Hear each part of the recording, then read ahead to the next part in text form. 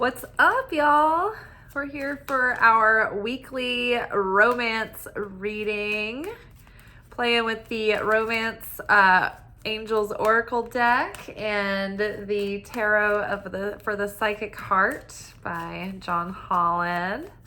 Hope everybody's doing well. I am. I'm a little tired. Just been working, but feeling good. Welcome all y'all new subscribers. We had a cluster of new folks joining over the last day. One of my shorts randomly got more views than we're usually averaging over here. It's up to like 1.2 thousand now, so that was fun for me. Felt very exciting. You just never know, when you're on YouTube, when something can surge.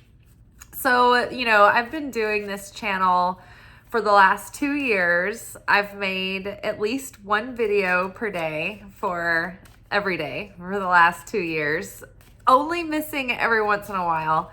And then this past few months, I've started doing daily shorts as well. So usually for a lot of channels that will, get them at least like halfway to monetized. They can at least do the partial monetization and go live and things like that. And I don't know, it's just like my channel's growing very slowly. And I'm sometimes I kind of get discouraged, and sometimes I get tired, and sometimes I get tempted to just call it a day. It takes a lot of time, but I always tell myself, if this makes a difference in at least one person's life, that makes a difference. And any minute, things could change. That's the way it is on the internet. Any minute, you can, have a surge, and it might just be this one video, and then it might just go back to normal for a while, or maybe it's positive signs of growth. I don't know, but I do know that video started collecting likes, and that is what really sends the video into the algorithm, and it ends up getting it a lot of hits. So that you guys liking the videos, it really helps. So thank you so much. Thank you for joining. So our first cards out are You Deserve Love and Make the Effort. I want to say that these were two of our cards that we had in our last romance reading. If it wasn't last week's Thirsty Thursday romance reading, it was during our Lunation workshop just now for the Cancer full moon.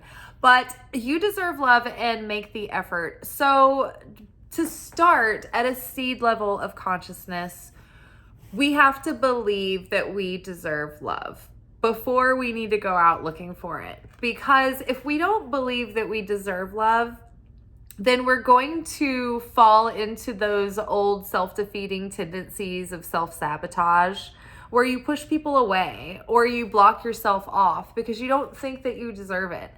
And it's like, if you don't think you deserve it and you can, somehow like let people in, for a while, you'll find a way to start nitpicking or, focusing and obsessing on petty things, or, doing such subtle things that it causes the other person to push you away. And you're like, what's happening? I don't get it. And it's because you don't think that you deserve love. And you might start fights or, have random bad behavior. It's just those self-sabotaging ways that people are, we've all been there. We've all been at least on one side of it. And I feel like I'm always on the side of it where I can see someone else self-sabotaging because they don't think they deserve love. And I'm like, why are you doing this? God, you can never make someone understand that they deserve love, especially when you love them and they're like, I don't deserve you. And you're like, no, it's okay, you do. And it just never works. So if somebody says that, like, call it a day. That it won't work. They're going to keep pushing you away. So first things first, worthiness and deservingness of love, right? Just by being here, it's not that we're entitled to a relationship. I think that we do earn that. I think that we earn that by doing the work on ourselves to merit a partner. And I think that we earn that through becoming the partner, right? That we can bring value to someone else's life as well. But being alive, you know, it's like we all deserve to be loved. And we are loved. You know, the Creator loves us. The light is a permeating eternal flow of unconditional love. So the fact that we're here, like, we are already loved. We're loved by the Spirit. We're loved by God. We're loved by, you know, the Holy Spirit. We're loved by Mother Earth. We're loved by, you know, the essence of the celestial realms, you know, and our spirit guides. We are actually made of love. Our essence is love. And one of the, like, there's a couple of verses from the Bible that I love to add in at the end of the Lord's Prayer. I say that every day in the morning. But I like to remember the verses, in him we in him we live and move and have our being. And I feel like there's another one. But basically, it's like we are living in God. We have our being within God, and God lives within us. You know, it's like this universe is a physical manifestation of God. God is love. So we live in love. We are love. We have our being in love. Our life force is love. So we are loved. And we experience God's love through others. You know, we don't get love from others. We experience love through others. I think when our consciousness is centered in the perspective that we get love from others, it causes like a toxic relationship dynamic where both parties are drained because you want to get something from someone, and it's like it creates like an unquenchable need because you never get the full fulfillment. And then that person is drained because they feel like they're being drained of their energy. Whereas if we can experience love through people, then we're really not looking to them for the validation. It's like we realize that the Creator, it's like it's always the Creator loving us through others. And that way we don't get caught up in the specific vessel, and we're not obsessed over that. And so, you know, if a person is not quite right or not quite working out, we know that it's not them that's giving us this love, or that it's not them that we have to get our love from. It's like the Creator loves us through them. And so the Creator will love us with our own self, through life, you know, through those little kismet moments that the universe sends us all the time, and through, you know, other people, right? And you know, so it's not, we don't have to get too obsessed over it being one person, which gives us a lot of value and self-worth and ability to, you know, walk away when we need to, which makes us safer, you know, when we are establishing relationships, because we know that we take our time, you know, and get to know people gradually. Making the effort. This has come up, and I think that it is just encouraging us to, you know, you may have to put a little effort into getting yourself out there. It's really easy, especially right now in winter, just sort of like hunker down and, you know, turn your efforts all inward and to the self. And that's not bad, you know, like if you're going to hibernate, at least, you know, be reading like relationship books and, you know, personal development, and prepare yourself for that partner to come in. But yeah, I mean, make an effort in all the love that you show yourself, you know, the interests that you're into, the things that make your life full and give you, you know, meaning and fulfillment. And then that, you know, your cup will runneth over and you'll have so much more to give. But it's like you might need to get out a little bit and extend like your welcome, you know, I mean, get out and like meet people. You might be needing to get out and make a little bit of effort. If you've been thinking about maybe trying the dating app, maybe that's something that would like put a little energy out. Or maybe, you know, you need to, like, when you're out, make yourself available and approachable to others, right? But make the effort, putting the energy in, getting your heart open. It will give good signals to the universe. Great love is worth taking the steps you are guided to take. So follow those little pings and hunches. All right. Some other advice for our week.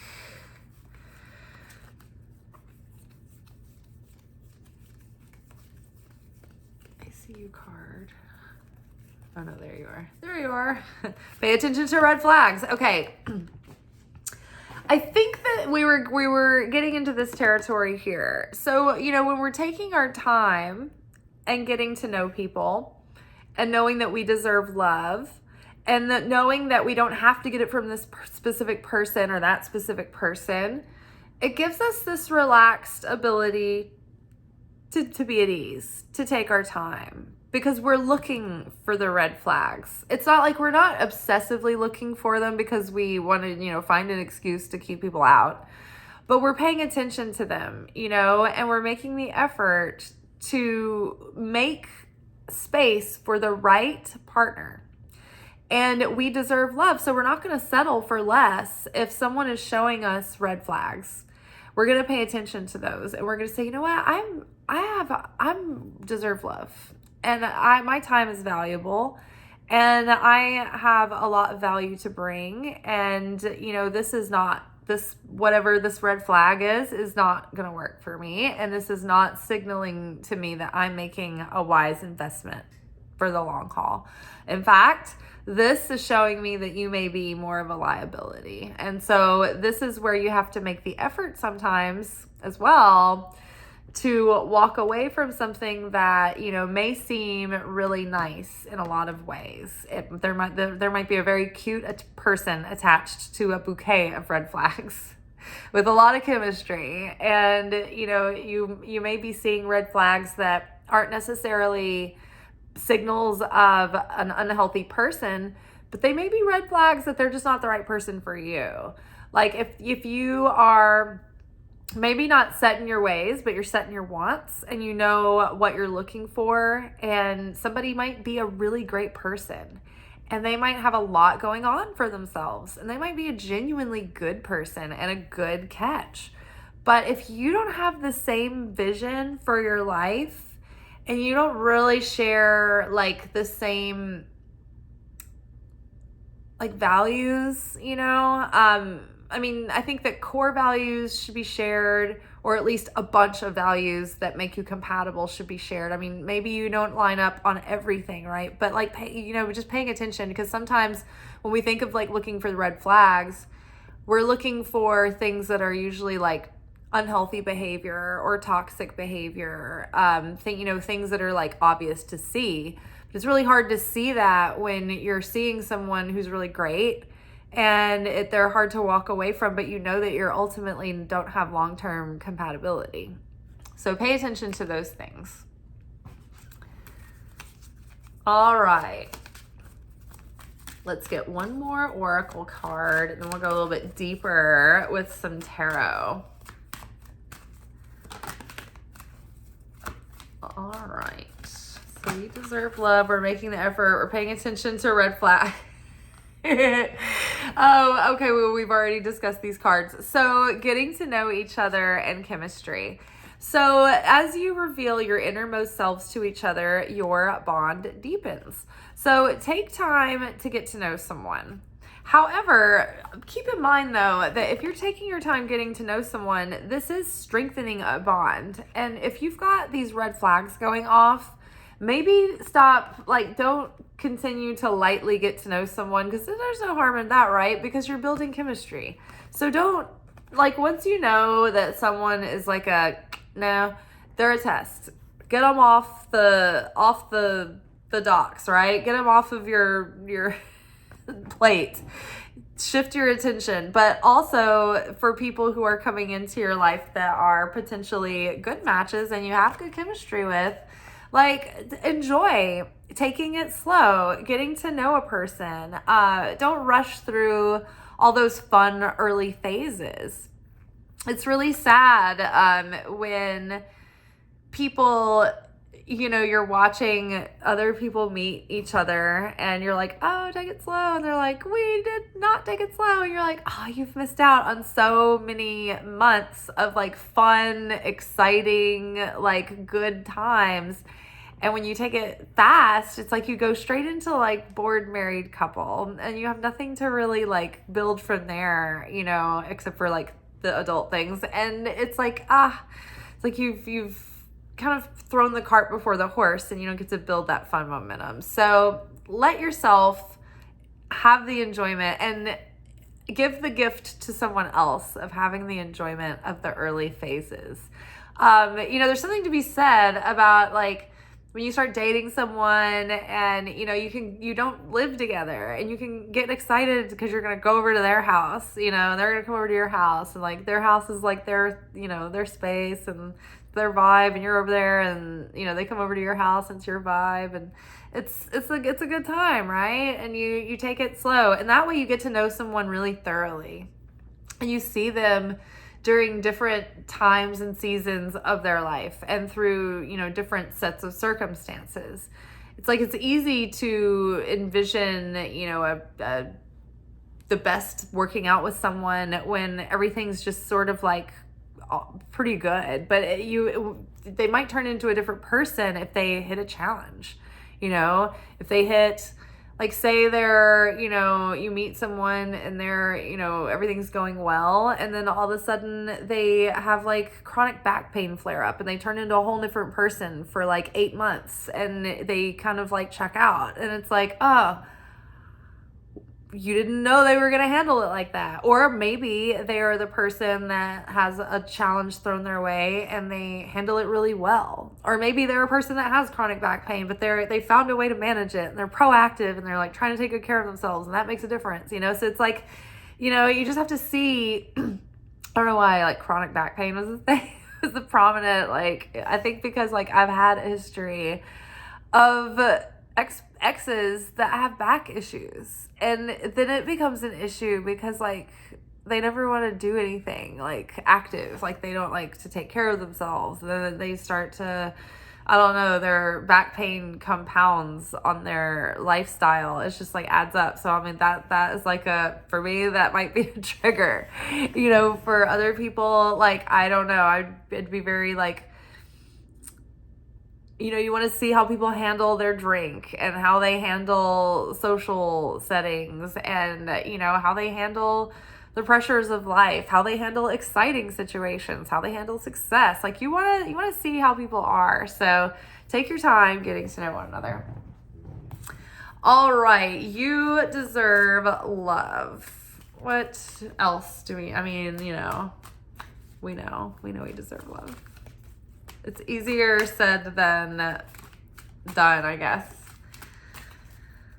Or it's easier said to your conscious mind than it's easier to like, you know, plant into your subconscious.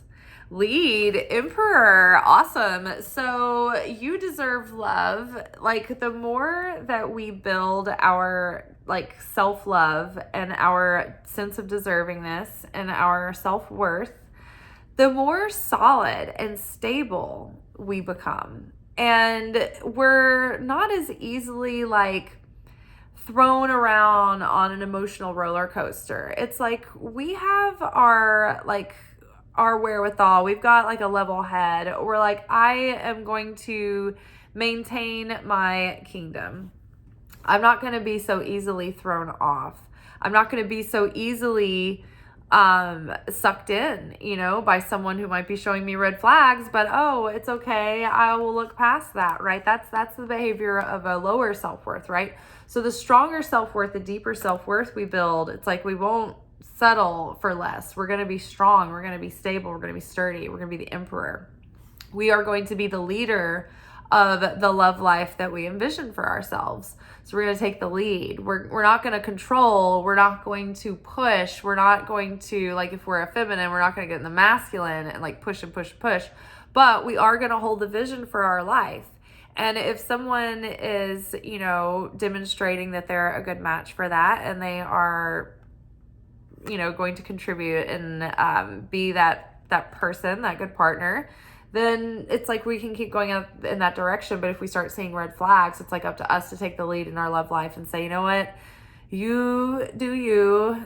No judgment here. You're free to be yourself and do what you'd like. But this just doesn't work for me. So I need to lead myself in a direction that is in alignment with my goals and values. So having that sovereignty, it gives us like a lot of it deepens our magnetism and attraction. So taking the lead, being the leader of your own life, building that inner sense of confidence and strength.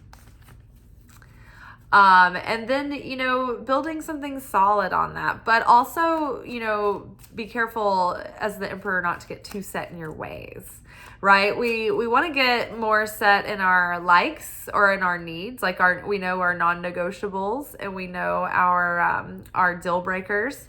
So we're set in those because those we've tested against our authenticity. So we know what those really are for us, and we know that there are certain things that are just preferences. So we don't want to get too set in our ways and too closed-minded, right? We want to be open to, change and expansion and growth. Okay, making the effort. In what way should we make more effort? What needs more effort from us right now? Ooh. Share the love. Okay. 3 of Cups and 10 of, this is the Wheel. So share the love, 3 of Cups. So if we need to make more effort, I'm just making sure that the green borders are the cups in this deck. It is. But it's just weird because this heart looks cracked open. So yes, 3 of Cups. So maybe we need to, 3 of Cups is like getting out and celebrating its initial success in something. So it's like an engagement or a pregnancy announcement or like maybe a school graduation, like you're starting the next leg of your life journey. So there's some element here of like, there's also the holidays are, connected to 3 of Cups. So we've just had Christmas. The next holiday is New Year's. So, maybe this is something that could happen. Like there's a twist of fate that happens if you make an effort, get out on New Year's, or, maybe it's not that you need to get out on New Year's, but maybe like this year, making a New Year's like goal for yourself to manifest, putting yourself out there more, putting more attention onto your romantic life, onto your love life.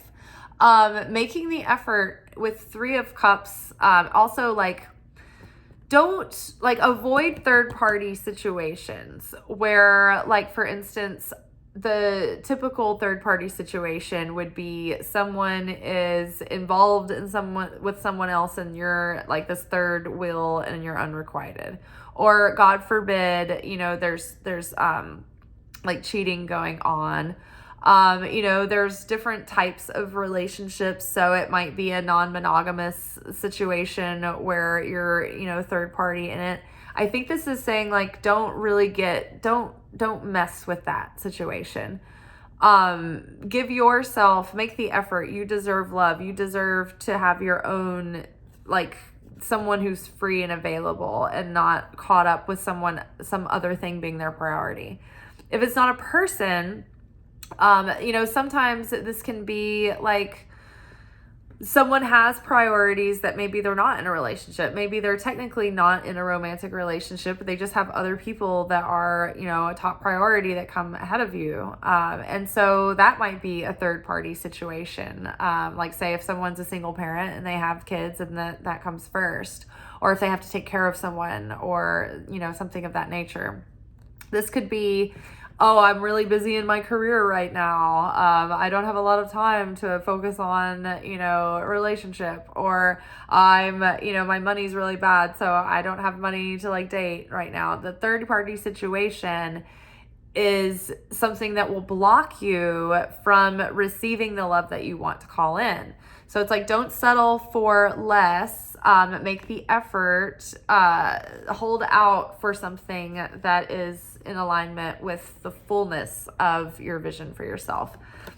The wheels of fate are turning. So the more that we demonstrate our self-worth and our love for ourselves and our determination to like hold out for what we truly want, like the universe is going to in turn give that, return that back to us.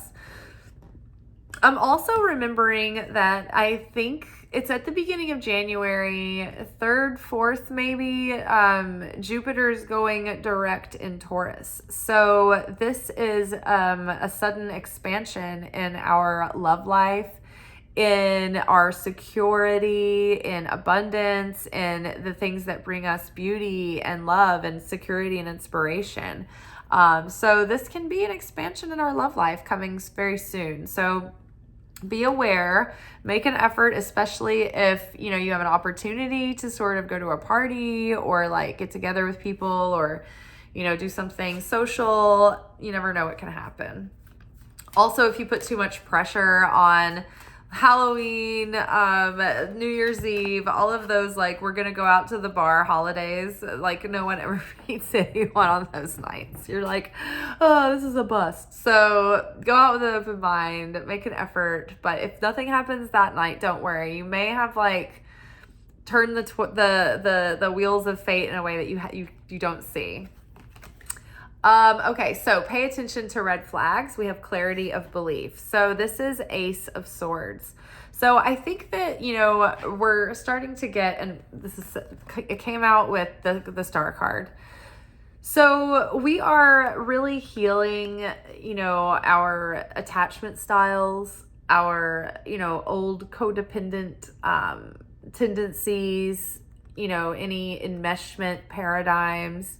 We're healing so much and we're gaining so much clarity, and we're able to see through things the way that we didn't see through them before, because we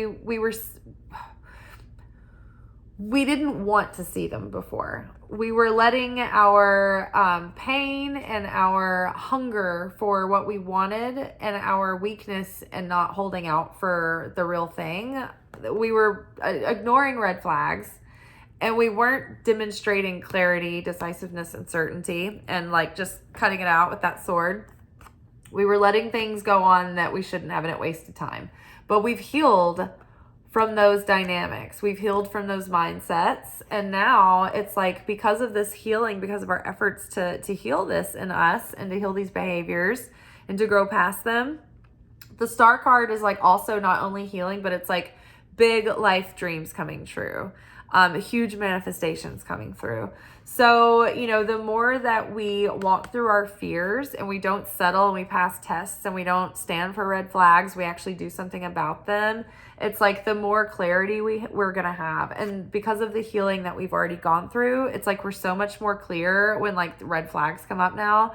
And we were very clear and certain and decisive about what we want to do about them.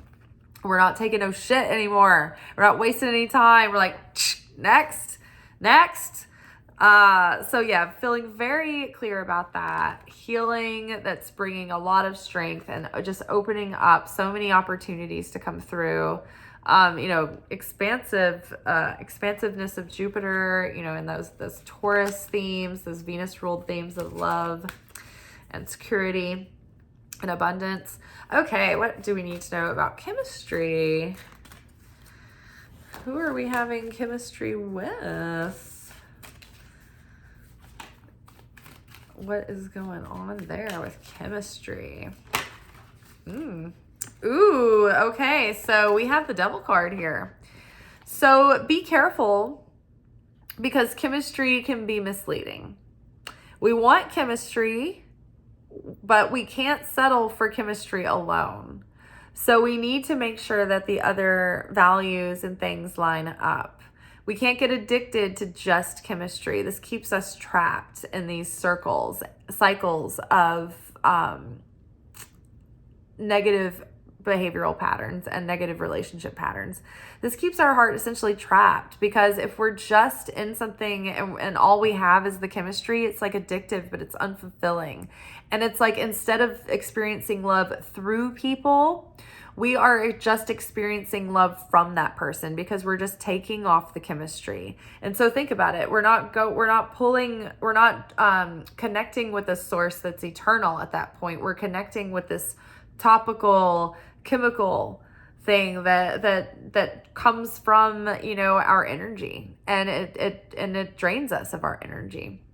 So, chemistry alone with nothing else attached to it will be draining, and it will be something that will dim our light and cause pain and chaos. But if there's chemistry with depth and a spiritual and a soul connection and a heartfelt connection, then that can be, insanely, energizing. So don't let the chemistry control you or cloud your judgment. Use your dispassionate analysis as well as you're, evaluating your suitors. Okay, and then getting to know each other. Ooh, coming together. I feel like somebody's going to meet somebody soon, y'all. Or like, at least maybe you have, and you're getting to know one another better. This is Two of Cups. This is the coming together of two kindred spirits, a deepening of bonds, if you will. But this is definitely like coming together, a new friend who's like, oh, it's like a great new friend that you make. And you're like, oh my gosh, this is so fun. We like really see eye to eye. There's like, a lot of chemistry, right? A lot of bond. Take time getting to know this person or these people that are coming into your life. And let someone, earn your trust and earn, their way into your space and in your life and in your consciousness. Don't just give them free rent up here. Keep focused on your things. Keep focused on all the things that make you interesting and fulfilled and happy and healthy, and let these people in gradually so you can get to know them and you can vet them. All right, y'all. Well, I think there might be something to look forward to coming up soon. We're already being prepared to, take the lead in our love life and, be sovereign, holding that vision of what we want and what we deserve and maintaining that self-worth. We're making an effort. We're putting ourselves out there. We're like, accepting invitations. The wheels of fate are turning in our favor. So just put yourself out there, be on the lookout for a possible meet cute. In the meantime, though, don't get caught up in anything that is not going to make you a priority. Keep yourself open for that thing that will make you a priority coming in. All the healing that we're going through is giving us a lot of clarity. So we ain't taking no shit. We ain't suffering no fools. Paying attention to those red flags. But by doing that, by axing the things that are like bringing those red flags, we're opening ourselves up for like something really amazing to come in. So in the meantime, it's like if our magnetism is increased and our light is increased, then suddenly we may have like more options, than just like some one person coming in. So be sure that, you're not falling into just like getting sucked in by chemistry alone, that you're really like evaluating and vetting the person and getting to know them and making sure that you have something, solid and of substance under the surface. And then, taking time as you're getting to know this new individual, discovering, if you are in fact kindreds or if you are not. They could just be pretending. Some people do that. Some people, as they get to know you, they pretend to be what you want so that they can kind of, get what they want, and pretend as long as they can so that they can, have a chance to date you or hook up with you or whatever. This has not happened to me. So that's why, you want to take your time and don't, reveal everything about yourself, like right up front, get to know who that person is as well. So, But don't be closed off either. So we can't have like, projections and hangups everywhere we go. It's always a balance. So, all right, y'all. I hope you have a fun, happy, flirtatious, romantic week ahead, full of chemistry and substance. All right, y'all. Take care. Ciao.